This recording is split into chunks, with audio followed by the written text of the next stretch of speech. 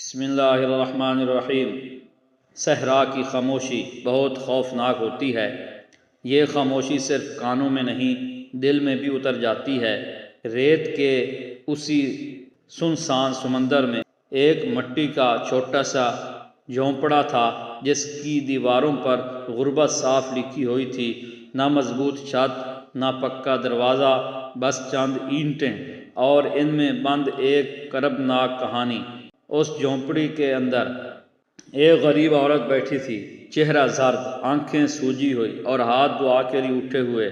اس کے سامنے اس کی کم سن بیٹی چٹائی پر لیٹی تھی، سانس اتنی ہلکی کہ لگتا تھا اب رک ہی جائے گی۔ ماں کے ہونٹ کانپ رہے تھے۔ یا اللہ، تو ہی شافی ہے، تو ہی کارساز ہے، ہم نے تیرے سوا کسی کے آگے ہاتھ نہیں پھیلایا۔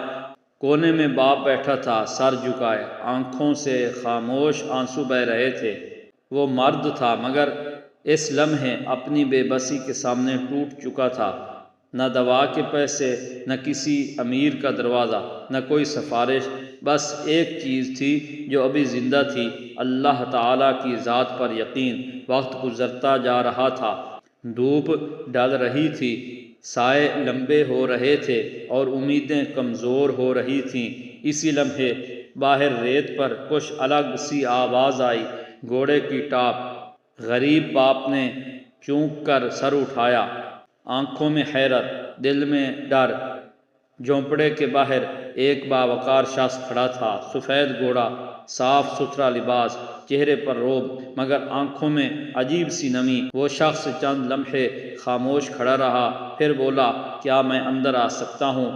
غریب آدمی نے ہچکچاتے ہوئے کہا، یہ تو ہمارا گھر نہیں، بس ایک جھونپڑا ہے، لیکن آپ آ سکتے ہیں۔ وہ شخص اندر آیا اور اس کی نظر فوراً اس بچی پر پڑی۔ اس نے آہستہ سے پوچھا، کیا ہوا اسے؟